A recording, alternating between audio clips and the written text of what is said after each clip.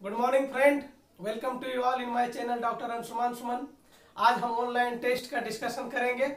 इसमें कुल 60 प्रश्न है और सभी प्रश्नों का हम बारी बारी से जवाब देंगे। हो सकता है आपका सीरीज अलग हो। क्वेश्चन हम पढ़ेंगे, आराम से आपको समझ में आएगा। चलिए दोस्तों, हम क्वेश्चन पढ़ते जाते हैं, आप समझते चले जाइए। ताराबाई राजा राम की पत्नी थी, बिल्कुल सही बात है। सोयराबाई शिवाजी की पत्नी थी, ये भी सही बात है। गंगाबाई नारायण राव की माता थी, ये गलत है, ये उसकी पत्नी थी। आंसर सी होगा। चलिए दूसरा क्वेश्चन है, पालखेड़ा का युद्ध किसके बीच में हुआ? ये बहुत प्रसिद्ध युद्ध हुआ था, 1728 ईस्वी में ये युद्ध लड़ा गया था। बाजीराव प्रथम और निजाम। उस समय का निजाम आपको मालूम होगा, चिनकलीज खा था, ठीक है। और निजाम जो है चौथ देना स्वीकार किया था। ठीक है दोस्तों, अगला क्वेश्चन आइए।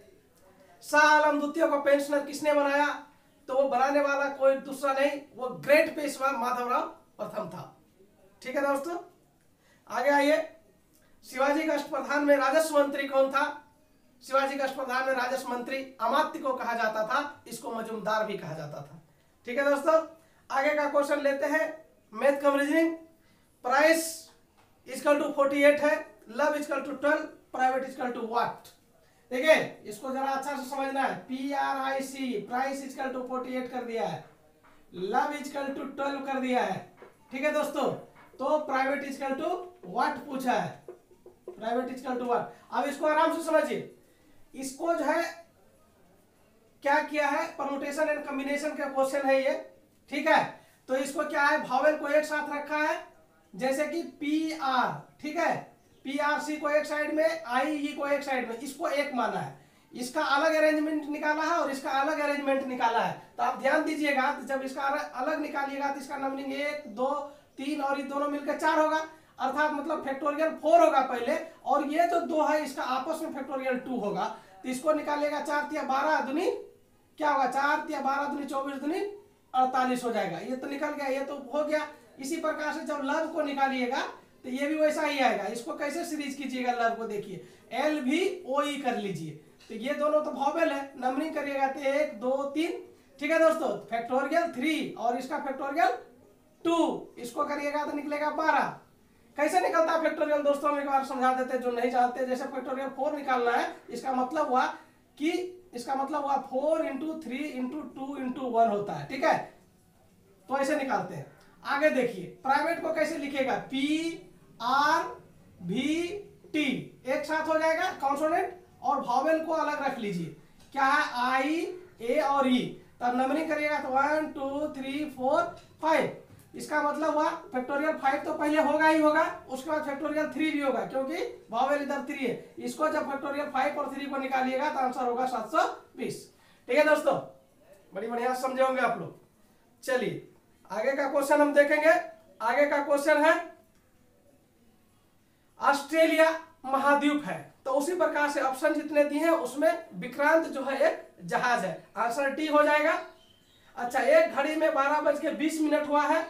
ठीक है, तो मिनट वाली सुई और घंटे वाली सुई के बीच का क्या होगा, कोण। इसको भी आराम से समझिए, बहुत ये इंपॉर्टेंट है, अच्छा से समझिए। ये बार बार क्वेश्चन पूछा है। ये घड़ी मान लेते हैं, ये घड़ी में ये 12 बजेगा तो ये 6 बजेगा, ये 3 बजेगा तो ये 9 बजेगा। घड़ी का फिगर बन गया।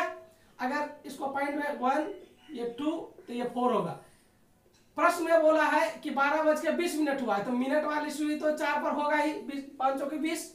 घंटे वाली सुई यहां से निकल गया होगा थोड़ा सा। ये अगर ओरिजिनली देखा जाए तो यहां से ऐसे होना सा था, लेकिन ये घंटे वाली सुई अब यहाँ है। अब हम ये देखेंगे कि मिनट वाली सुई कितना डिग्री का पहले कोण बनाया, पहले ये जानेंगे। तो आप जानते हैं कि 60 मिनट में घूम जाता है ये, यानी कि 60 मिनट में मिनट वाली सुई 360 डिग्री का कोण बनाता है।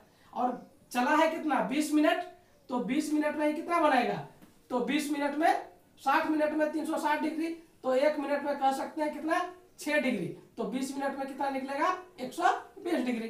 तो ये मिनट वाली तो 20 डिग्री 120 चल गया। कहां से, यहां से चल गया, ध्यान दीजिएगा, यहां से नहीं, यहां से चला। तो ये जो घंटे वाली सुई है ये थोड़ा और चला है, तो उसमें माइनस करना पड़ेगा कि घंटे वाली सुई कितना दूर चल गया है। तो घंटे वाला कैसे निकलेगा, 12 घंटे में 360 डिग्री दोस्तों, तो 1 घंटे में कितना, 30 डिग्री। 1 घंटे का मतलब 60 मिनट, 60 मिनट में 30 डिग्री, तो 1 मिनट में कितना, आधा डिग्री। लेकिन चला कितना 20 मिनट, तो 20 मिनट में कितना हो जाएगा 10 डिग्री। यानी कि ये वाला जो हम बता रहे हैं, ये वाला पोर्शन घंटा वाला जो सुई है, ये 10 मिनट से 10 डिग्री चल गया है, और टोटल कितना मिनट वाला चला है 120। तो अभी इसका आंसर क्या होगा 120 माइनस 10 इक्वल टू 110 डिग्री चलेगा। बीच में जो कोण होगा क्या होगा 110 डिग्री का कोण होगा बीच में। ठीक है दोस्तों, चलिए आगे हम लोग देख लेते हैं। एक सीरीज है उसको पूरा करना है। जैसे कि सीरीज में बोला है सी C dash C C B, ठीक है, उसके बाद सी। तो इस प्रकार का सीरीज जो है यहाँ पे इस प्रकार चला है, सी सी ए चला है, सी सी बी चला है, फिर सी सी ए आया है, सी सी बी आया है। तो इसमें आंसर जो होना चाहिए ए सी आना चाहिए आंसर में, लेकिन आंसर में ए सी नहीं आया है, तो आंसर हो जाएगा इसका नन ऑफ दिस। ठीक है, अगला क्वेश्चन देखिए है, जमरूद के युद्ध में वीर जसवंत सिंह की मृत्यु हुआ, उसका पुत्र क्या कौन था? उसका पुत्र अजीत सिंह था। ठीक है दोस्तों, इसी का जो है राज हड़पने की कोशिश औरंगजेब किया था, जिसको दुर्गादास ने बचाया था। तो आप रखिएगा अजीत सिंह ऑप्शन में नहीं है, आंसर डी होगा। ठीक है, अगला क्वेश्चन है, यदि ध्वनि की दाब दोगुनी कर दी जाए तो उसमें चाल पर क्या प्रभाव पड़ेगा? दोस्तों याद रखिएगा, ध्वनि के दाब का चाल पर कोई प्रभाव नहीं पड़ता है, आंसर सी होगा, अपरिवर्तित होगा। ठीक है, राष्ट्रपति के महाभियोग में क्या सही नहीं है? देखिए, राष्ट्रपति का महाभियोग 61 से लिए जाते हैं आर्टिकल से, ठीक है, जबकि इसमें लोकसभा और राज्यसभा के सदस्य पार्टिसिपेट करता है वोटिंग के लिए, विधानसभा का नहीं करता है। ठीक है दोस्तों, चतुर्थ आंग्ल मैसूर युद्ध के समय बंगाल का गवर्नर जनरल कौन था? इसका बंगाल का गवर्नर जनरल उस समय बेलेजली था, जबकि ऑप्शन में नहीं है, आंसर डी होगा। भारतीय संविधान के ऑर्डर ऑफ प्रेसिडेंस में राज्यों के राज्यपाल का नंबर कब आएगा? दोस्तों, ऑर्डर ऑफ प्रेसिडेंस का मतलब हुआ रैंक। भारत में सबसे ऊपर में कौन? जैसे राष्ट्रपति, दूसरे नंबर पर कौन? उपराष्ट्रपति, तीसरे नंबर पर कौन? प्रधानमंत्री, और चौथे नंबर पर राज्यों के राज्यपाल आते हैं, आंसर होगा चौथा। ठीक है दोस्तों, आगे देखिए, बोलता है इसको बेमेल को चुनिए, रतौंधी, हैजा, टीबी, कैंसर। हैजा, टीबी, कैंसर सभी जीवाणु जनित रोग है, जबकि रतौंधी विटामिन जनित रोग है, विटामिन की कमी से होता है। ठीक है दोस्तों, आगे चलते हैं, अगला क्वेश्चन लेते हैं। बोलता है कि निम्न में से कठोर क्या है? तो प्लेटिनियम, हीरा, स्टील, तांबा। तो दोस्तों इसमें अगर सबसे पूछेगा कठोर कौन है, तो हीरा होता है आंसर में। ठीक है, सबसे छोटा गुणसूत्र किसमें पाया जाता है? तो शैवाल में पाया जाता है सबसे छोटा गुणसूत्र। आगे आइए, डुरंड कप किस खेल से संबंधित है? ये फुटबॉल से संबंधित है। राष्ट्रीय भौतिक प्रयोगशाला कहाँ है? नई दिल्ली में है। ठीक है दोस्तों, विद्युत अपघट्ट में अशुद्ध पदार्थ कहाँ पे पाया जाता है? अशुद्ध पदार्थ एनोड पर मिलता है, जबकि शुद्ध पदार्थ कैथोड पर मिलता है। ठीक है, शरीर के हर कोशिकाओं का ऑक्सीजन पहुंचाना और कार्बन डाइऑक्साइड को वापस लेके आना लाल रक्त कणिकाओं का काम है। ठीक है दोस्तों, मुक्त व्यापार की विचारधारा किसकी थी? ये जो है वेल्थ ऑफ नेशन के रचयिता एडम स्मिथ का था। ठीक है, ठंडा जलधारा नहीं है, लेब्राडोर की जलधारा, कैलिफोर्निया, अगुलहास, हम्बोल्ट। दोस्तों इसमें लेब्राडोर, कैलिफोर्निया और हम्बोल्ट सभी ठंडा है, एक अगुलहास को छोड़कर। आंसर क्या होगा? अगुलहास होगा।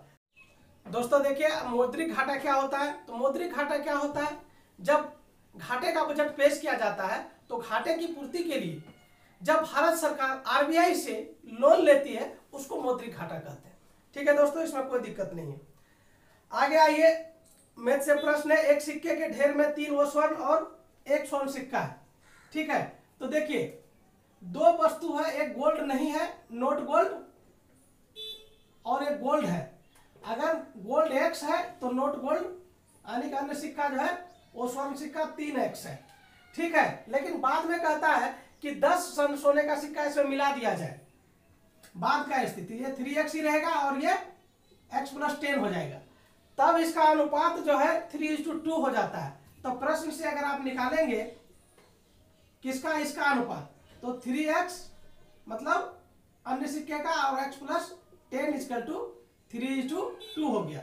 जब आप इसको हल करेंगे तो 6x = 3x + 30 यानी x = 10 आ जाएगा। दोस्तों x का मान 10 आ गया, लेकिन अब क्या पूछा है? कुल संख्या सिक्कों की संख्या क्या है? पहले कुल संख्या सिक्कों का क्या है? एक तो हम लोग x माने थे सोने का, तो जब सोने का x था तो अन्य का 3x था, और उसके बाद 10 एक्स्ट्रा मिलाया गया 10, और सब जगह x का मान रखेगा तो यहाँ 10 हो जाएगा, ये 30 हो जाएगा और ये 10 हो जाएगा। टोटल जोड़ के कितना हो जाएगा? 50 सिक्के हो जाएगा आंसर। ठीक है दोस्तों, अब आइए आगे देखते हैं। किसी विद्यालय में 700 रुपया का 7 पुरस्कार देना है और प्रत्येक पुरस्कार पिछले से 10 कम है, तो न्यूनतम मूल्य वाला क्या होगा?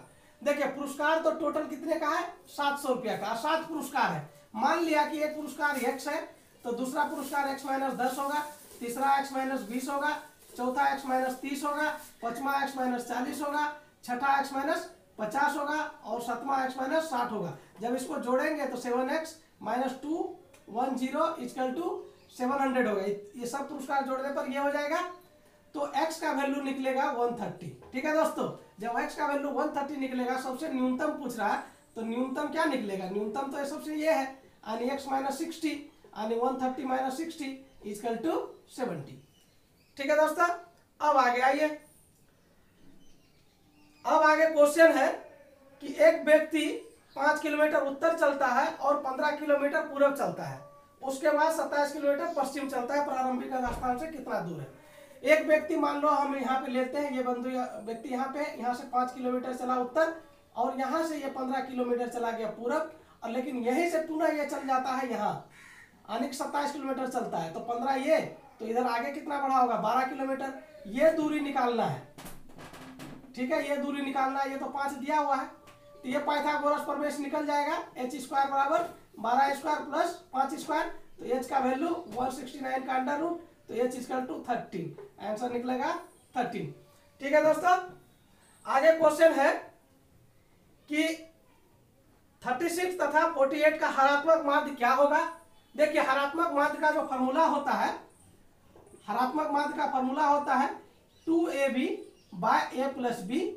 इसको मान रखिएगा एक स्थान पर 36 और 48 अगर b का स्थान पर रखिएगा तो 2 गुना 36 गुना 48, अब प्लस अगर करिएगा a प्लस बी, इसको जोड़ दीजिएगा तो कितना आएगा?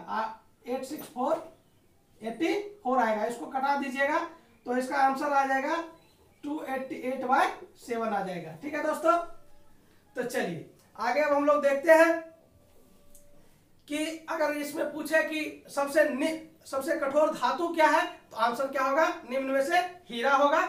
और सबसे छोटा अगर गुणसूत्र की बात किया जाए तो सबसे छोटा गुणसूत्र शैवालों का होता है। दोस्तों आगे आइए, तो डुरंड कप किस खेल से संबंधित है? डुरंड कप जो है फुटबॉल से संबंधित होता है। राष्ट्रीय भौतिक प्रयोगशाला कहाँ पे है? तो ये नई दिल्ली में है। ठीक है दोस्तों, विद्युत अपघटक में अशुद्ध पदार्थ कहाँ मिलता है? अशुद्ध पदार्थ एनोड पर मिलता है, जबकि शुद्ध पदार्थ कैथोड पर मिलता है। ठीक है दोस्तों, शरीर की हर कोशिका ऑक्सीजन का पहुंचाना तथा कार्बन डाइऑक्साइड का वापस लाने का काम जो होता है लाल रक्त कणिकाओं का होता है। ठीक है दोस्तों, मुक्त व्यापार की विचारधारा किसने दिया है? यह विचारधारा एडम स्मिथ ने दिया है और अपनी प्रसिद्ध पुस्तक वेल्थ ऑफ नेशन में लिखा है। ठीक है दोस्तों, निम्न में से ठंडा जलधारा नहीं है। इसमें से चारों option Labrador, California, Agulhas, Humboldt, Agulhas को छोड़कर सभी ठंडा है, तो आंसर होगा अगुलहास। ठीक है दोस्तों, अब आइए कि जजिया कर लगाया जाता था ताकि गैर मुसलमान को मिले, क्या मिले? कि वो अपना धर्म पालन कर सके, ठीक है, वो अपनी परंपरा को पालन कर सके और उसको सैनिक कार्यों से मुक्ति मिले। यानी इसमें तीनों ऑप्शन सही है, तो सभी आंसर हो जाएगा। ताम्रपाषाणकालीन लोग के संबंध में क्या सही नहीं है? आहड़ संस्कृति से संबंधित था। सर्वप्रथम बड़े बड़े गांव की स्थापना हुआ था, लेकिन लेखन कला से भिज्ञ था, ये नहीं था, क्योंकि लेखन कला उन लोग को नहीं पता था।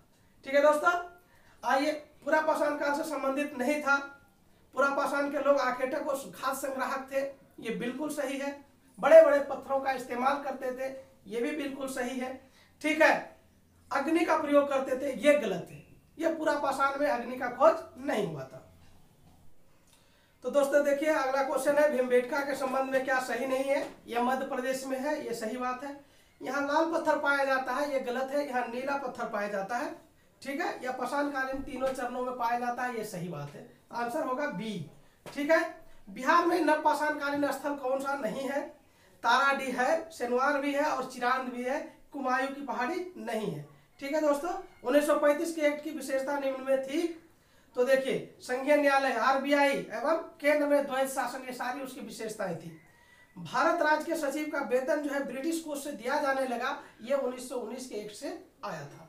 ठीक है, किस अधिनियम में बोर्ड ऑफ कंट्रोल और बोर्ड ऑफ डायरेक्टर को खत्म कर दिया? दोस्तों 1858 ईस्वी में जब कंपनी का शासन खत्म हो जाता है, उस समय ये व्यवस्था खत्म कर दिया जाता है। ठीक है दोस्तों, अप्रत्यक्ष निर्वाचन व्यवस्था किसमें था? 1892 ईस्वी के एक्ट में अप्रत्यक्ष निर्वाचन व्यवस्था आया था।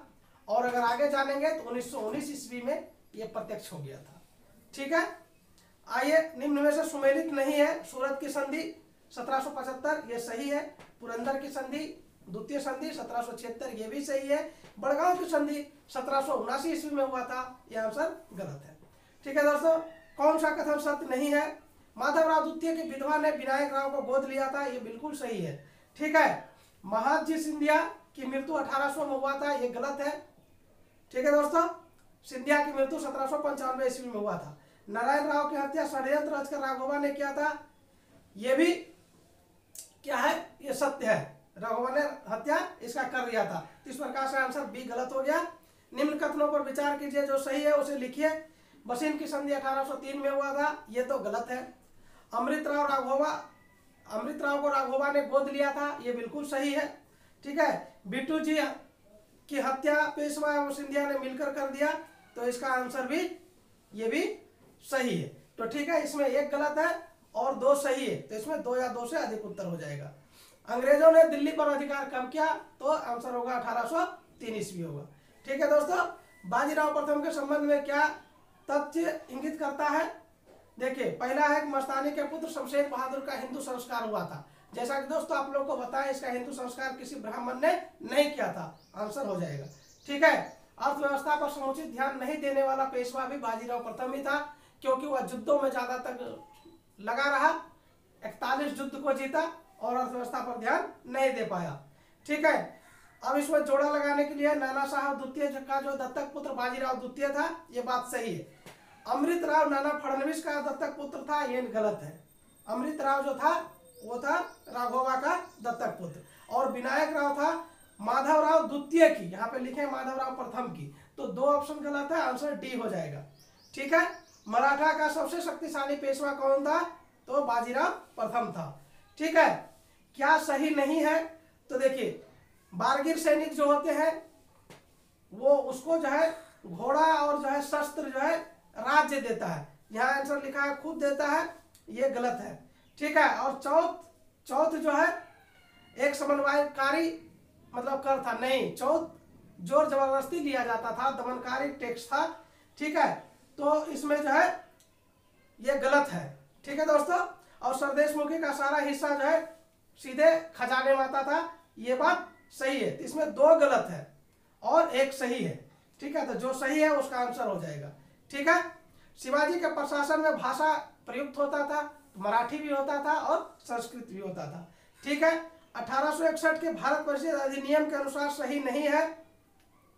ठीक है, तो इसमें एकमात्र सही नहीं है कि इसके कार्यकारिणी का जो सदस्य था उसको बढ़ा दिया गया था, कम नहीं किया गया था। ठीक है दोस्तों, अंतरिम सरकार का रक्षा मंत्री जो था बलदेव सिंह था। ठीक है, राष्ट्रीय चिन्ह अशोक स्तंभ कब स्वीकार किया गया था? तो इसका आंसर होगा 26 जनवरी 1950, जो कि ऑप्शन में नहीं है, डी होगा आंसर। ठीक है, और यदि हम उत्तर से दक्षिण की ओर जा रहे हैं तो अंत में क्या आएगा? देखिए, भारत का नक्शा में ये है, ऐसा है मान लीजिए, तो जब उत्तर से अगर चलेंगे तो सबसे पहले काराकोरम श्रेणी आता है। ठीक है, उसके बाद से आपको लद्दाख श्रेणी आएगा, उसके बाद से आपको जास्कर श्रेणी आएगा, ये लद्दाख श्रेणी, जास्कर श्रेणी और पीर पंजाल श्रेणी, तो ये सबसे अंत में आएगा पीर पंजाल श्रेणी। ठीक है, आंसर हो जाएगा पीर पंजाल। ठीक है दोस्तों, तो संविधान संशोधन के संबंध में सत्य नहीं है, 368 अनुच्छेद से संबंध रखता है। ठीक है, संशोधन की प्रक्रिया दक्षिण अफ्रीका से लिया गया, ये बात भी सही है, लेकिन इसमें जो लास्ट वाला लिखा है कि संशोधन के लिए राष्ट्रपति का पूर्वानुमति होना चाहिए, ये गलत है। इसमें पूर्वानुमति का कोई जरूरत नहीं है। ठीक है दोस्तों, सर्वप्रथम जजिया ब्राह्मणों पर किसने लगाया? तो इसका आंसर होगा फिरोज शाह तुगलक। ठीक है दोस्तों, प्रथम आंग्ल मराठा युद्ध की समाप्ति किससे हुआ? सालाबाई की संधि से हुआ, जो कि 1782 ईस्वी में हुआ था। ठीक है दोस्तों, आगे आइए। भारत में बजट का प्रारंभ किस गवर्नर जनरल के समय में हुआ? तो उस समय जो गवर्नर जनरल था वो कैनिंग था। ठीक है दोस्तों, भोर घाट दर्रा किसको जोड़ता है? तो ये बंबई और पुणे को जोड़ता है। पंचेत बांध किस पर है?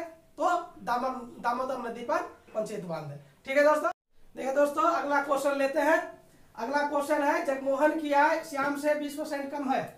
तो मान लिए श्याम की आय 100 है, तो जगमोहन की आय कितना हो जाएगा दोस्तों? ऑटोमेटिकली 80 हो जाएगा।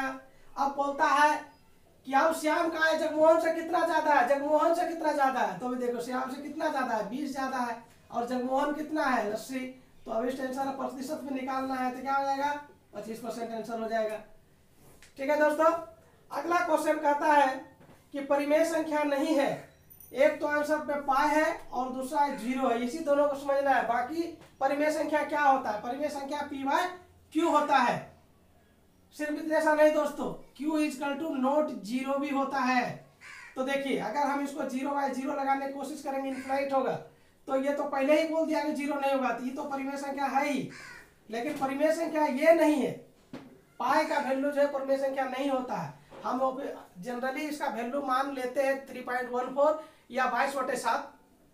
ठीक है, ये उसका नियरेस्ट वैल्यू है, एक्चुअल वैल्यू नहीं है। तो इसलिए पाई जो है वो परिमेय संख्या है, याद रखिएगा। ठीक है, अगला क्वेश्चन है, 2 मिश्रण में अल्कोहल की मात्रा 42% और 12%। ये एलिगेशन मिश्रण का प्रश्न है। 2 मिश्रण ले लिए, ठीक है, अल्कोहल का मात्रा एक में 42% था और दूसरे में 12% था। बोला दोनों को कैसे मिक्स करेंगे जो 30% आ जाएगा। तो जो मिक्स करने पर आता है यहाँ पे बीच में रखिए, ठीक है, और इसी प्रकार से मिश्रण बनाइए इसको। अब इसमें इसको माइनस कीजिए तो ये कितना आ जाएगा? 12, और इसमें माइनस कीजिए तो 18, और इस दोनों का अनुपात निकालना है, 18/12 का अनुपात निकालना है। तो क्या हो जाएगा? 3:2 हो जाएगा आंसर। ठीक है दोस्तों, चलिए आगे का क्वेश्चन देखते हैं। जब बर्फ पानी पर तैरता है तो उसके आयतन का कितना भाग पानी के नीचे रहता है? दोस्तों पानी के ऊपर जो भाग रहता है बर्फ का वो रहता है 1/10, नीचे 9/10 रहता है। ठीक है दोस्तों, तो अगला क्वेश्चन देखिए, रीजनिंग से है। जेएनयू को ठीक है दोस्तों, जेएनयू को क्या लिखा गया है?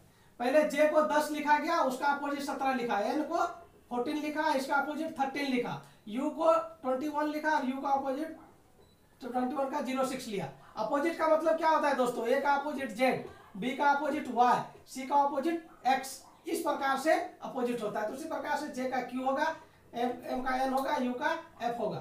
तो इसका मान रख दिया है। अब आपको आंसर में पूषा को क्या लिखा जाएगा? तो आप मान के चलिए पूषा लिख दिए। पूषा 16 नंबर पर आता है, तो 16 का अपोजिट 11, उसके बाद यू मतलब 21 का अपोजिट 06, फिर एस का मतलब 19 का अपोजिट 08, और ए का अपोजिट मतलब 01 का 26।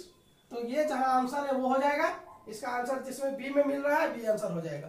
ठीक है दोस्तों, फिर 36 तथा 48 का हरात्मक माध्य पूछा है। हरात्मक माध्य बराबर क्या होता है? हरात्मक माध्य बराबर होता है 2ab बाय a + b। अगर इसको करेंगे तो 2 × a का मतलब 36, b का मतलब 48, और बाय a + b 36 + 48। ठीक है, जब इसको हल करेंगे, ठीक है, इसको जब हल करेंगे तो आ जाएगा